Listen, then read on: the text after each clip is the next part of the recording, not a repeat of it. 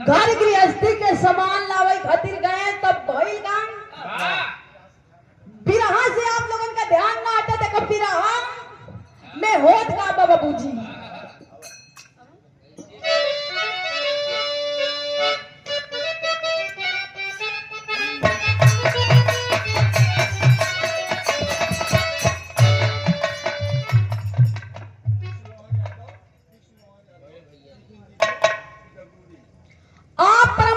सम्मानित Shri Krishna Mohan Yadav ji, chief engineer PWD Ghaziabad की पवन सरजमी से चल करके आप बिरहास में आए। लाख लाख प्रणाम बा आपके। आप परमात्मा सम्मानित हमारे कवि जी श्री सूर्यभान यादव गुरु जी के बड़के भैया जी की तरफ से 501 रुपए देके सम्मान किया गया। 100 में सकल पंचों के नमन में आशीर्वाद के कामना बा।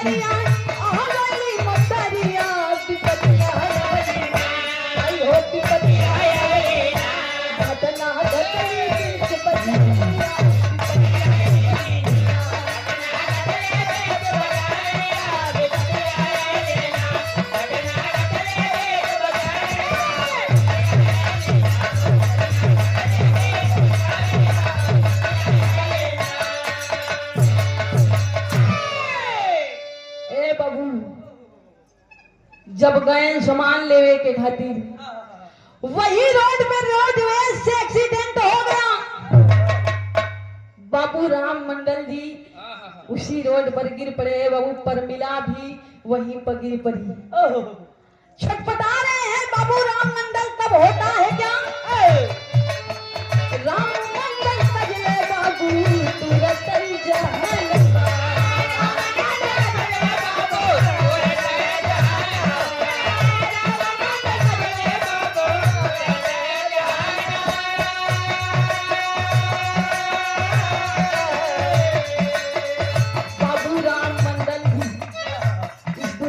छोड़कर चल बसे। बाबू तमाम लोगों की भीड़ लग गई। ले जा करके हॉस्पिटल में भर्ती कराए, लेकिन डॉक्टर ने कहा कि बाबू राम मंडल जी अब नहीं रहे। परमिला का इलाज चल रहा है। परमिला रो करके उन लोगों से कहती है कि ए भैया, ए बाबू, ए साहब, हमारा 2 लड़का है, एक बेटा और एक बेटी। जाके हमारे बेटा और बेटी के अस्पतालिया में लिया के अंतिम दर्शन कराता। हमारे जिंदगी के कौनो भरोसा नहीं। ए बाबू, लोग जा करके बेटी और बेटा को अस्पताल में ले आते हैं। आज मतारी रोई के अपने बिटिया से एक बात कही। बिटिया से रोई रोई कहेली मरन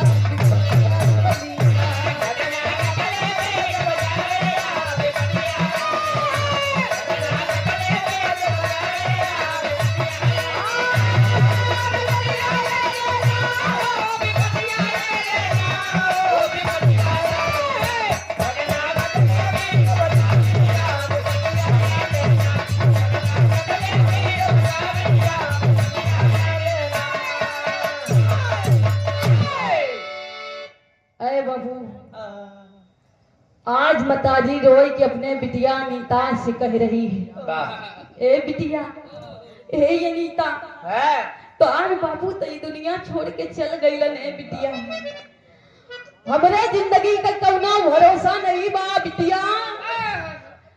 आज हम तो से एक बात कहते हमरे बतिया के ध्यान दिया। ए बाबू, आज मतारी रोई के अपने बिटिया से कहत बा कि बिटिया अनीता, बाबूजी चल गईलन, हमरे जिंदगी का कौनो भरोसा नहीं बा। आज मैं तुम्हारे भाई का हाथ तुम्हारे हाथ में रखती हूँ, इसे अपना बेटा समझना। अपना भाई ही नहीं, अपना बेटा समझ के पालना पोसला। अरे बाबू, मतारी हाथ में हाथ के रख ली। अरे बाबू, परमिला भी दुनिया के छोड़ के चली गई। परमिला भी इस दुनिया को छोड़ कर चली गई। आज वही लसिया पे गिर के बिटिया नानी के रोवत बा। ए बाबू, अजय भी वही लसिया पे गिर के रोवत बा। पोस्टमार्टम होता है। पोस्टमार्टम हुआ, लाश को लेकर के जब एम्बुलेंस के द्वारा ए बाबू शासन प्रशासन के साथ में गांव में अपने घर पे पहुंचते हैं, लाश को उतारते हैं। अनीता बिटिया घर के अंदर जाती है। घरवा में जाए के आज अनीता बिटिया देखत बा, घरवा में एको धना नहीं बा ए बाबू, एको पैसा नहीं बा। अनीता सोचत बा कि वाह रे दुनिया के मालिक, अगर केहू के लड़का दा तो ओके मतारी बाप के भी दा, मतारी बाप के छीन लिया। और आज ऐसा दिन कि एक भी रुपया, एक भी दाना घर में नहीं है। आज अनीता करत का बा, मां साहब गमछा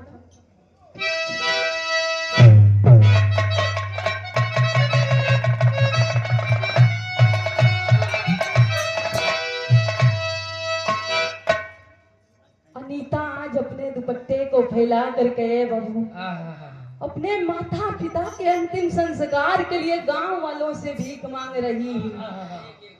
एक एक रुपए के लिए आज वो बच्ची मुहताज हो गई है। बाबू दे दीजिए बाबूजी, मेरी मदद करिए बाबूजी। माई या बाबू के लाश दुआरे पे पड़ी बा बाबूजी, अंतिम संस्कार करना है बाबूजी। हाँ, जनीता रोई के एक बात कहे काम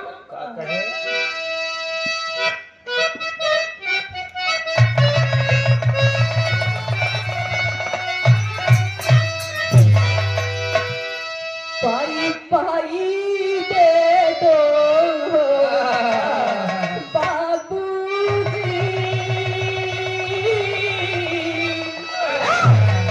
अरे पाई पाई दे दो बाबूजी, कुछ रहम करो दुखी यारी पे, माई खाटू के लाश दुआरी पे। पाई पाई दे दो बाबूजी, कुछ रहम करो दुखी यारी पे, माई बाबू के लाश दुआरी पे। पाई पाई दे दो बाबूजी, कुछ रहम करो दुखी यारी पे, माई बाबू के लाश दुआरी पे। बाबूजी, आपका ही सहारा है बाबूजी। हम दोनों बच्चे आखिर कहाँ जाएं?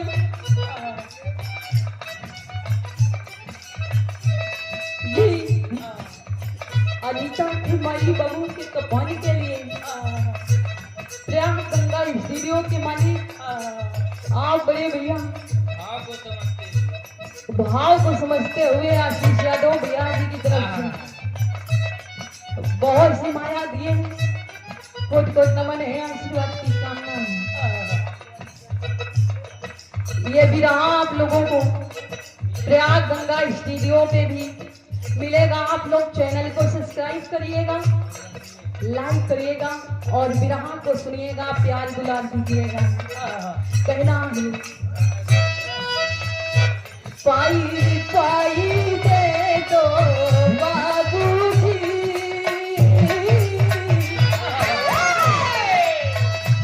पाई पाई दे दो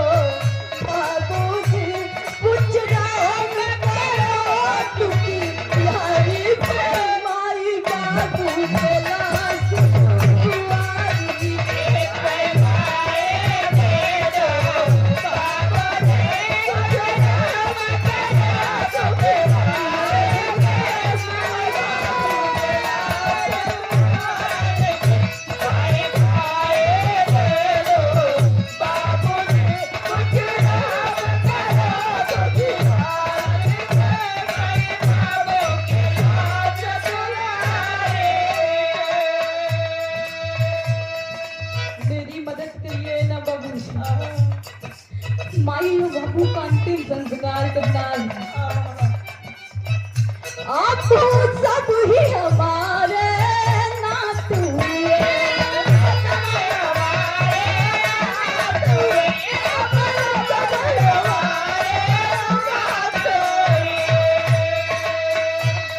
हम दोनों बच्चियां नात हुए,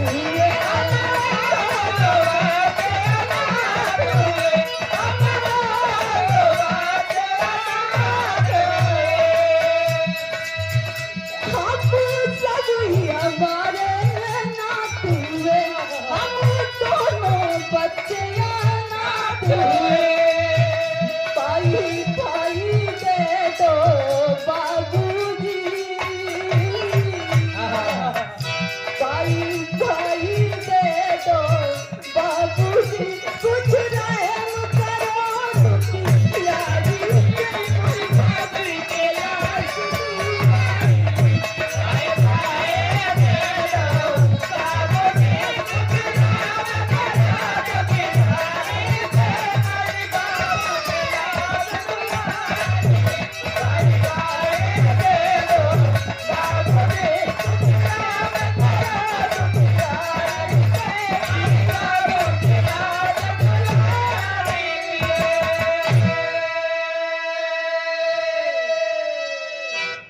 आए बाबू।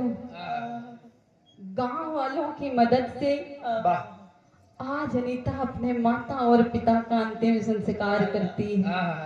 अंतिम संस्कार हो गया। अनीता अपने मन में सोचती है कि मैंने अपने माँ से वादा किया है, मैंने अपने माँ से वादा किया है, मैं अपने भाई को अपने बेटे की तरह प्यार दूंगी। आए बाबू, वही अनीता आज करती क्या है, विदेशिया के लाइन लग गई माशाल्लाह।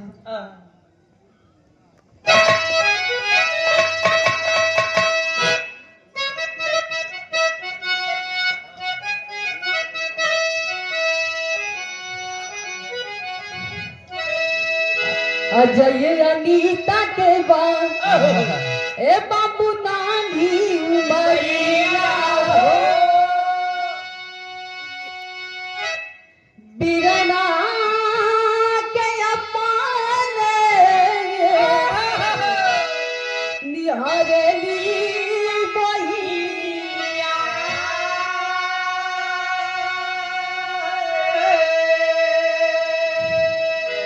मेहनत मजदूरी कई के अरे भैया के पढ़ावे लगली, एक दिन उगी हमारे करम कई किरनी,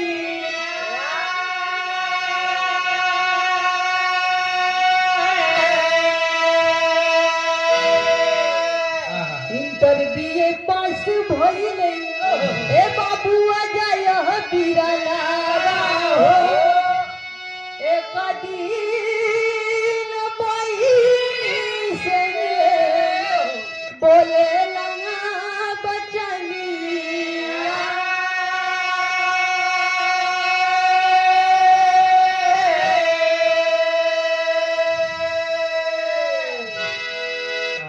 अरे बाबू अनीता जा करके गांव में चूल्हा चौका करके काम करके अपने भाई को पढ़ाने लगी। हाई स्कूल पास करता है वो लड़का, इंटर पास किया, बीए पास किया।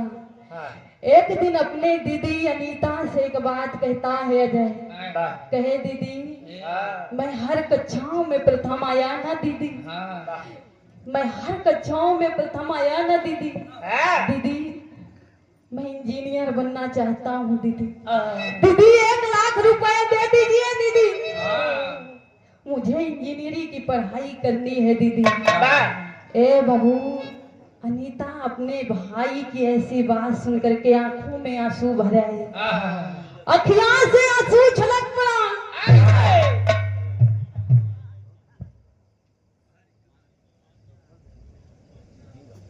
आप प्रवादी सम्मानित रमेश मिस्त्री जी रामनाथपुर की पावन सरजमी से बहुत सी माया दे के सम्मान किए, कोट कोट नमन बा, आशीर्वाद के कामना बा। अरे बाबू अनीता के समझ में नहीं आवत बा कि आखिर में करी त का करी। ये 1 लाख रुपया की व्यवस्था मैं कहाँ से करूं? अनीता करती है क्या? एक लाइन गीत बदल गए मास्टर।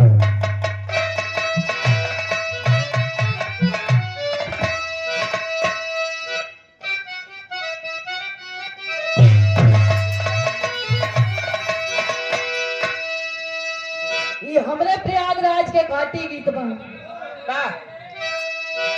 हाय हाय झकोरा हमारे झूलनी, अरे राम झकोरा हमारे झूलनी, वो साड़ी लहराई झकोरा।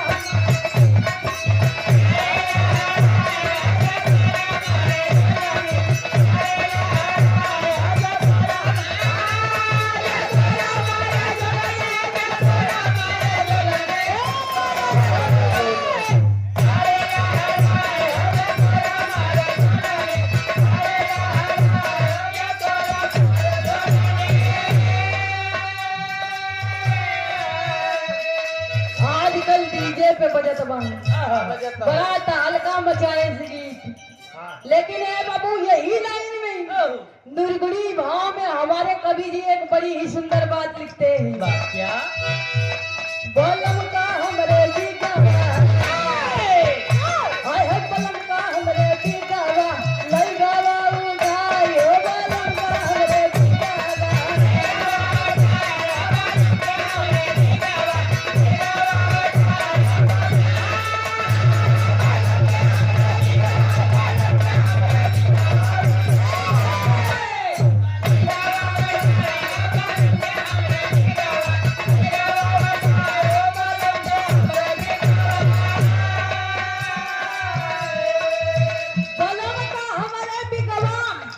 लई गवा उठाई हो बलम का हमरे बिगवा। बात आप लोगन के समझ में आवत बा? हम तो यहीं बैठे हैं, कहाँ बिगो उठा लेंगे, हम तो यहीं बैठे हैं। अरे आपके बात नहीं होत बा। हाँ। बात उस पिया की हो रही है जो सबका पिया है। चाहे प्रदीप भैया स्त्री हो चाहे पुरुष, आत्मा से परमात्मा की बात हो रही है। वो बलम कौन है? ये आत्मा।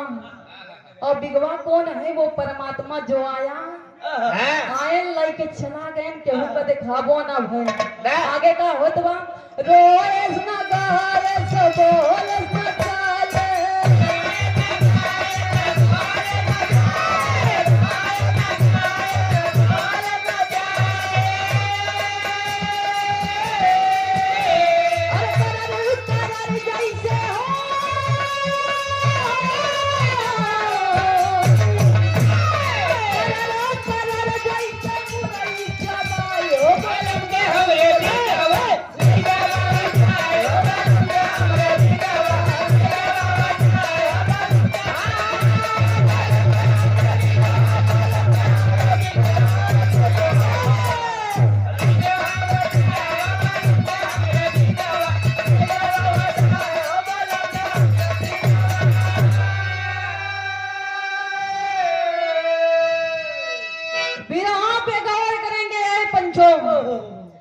जाई के अनीता वही पटना में एक हॉस्पिटल में जाके डॉक्टर साहब से बात करती।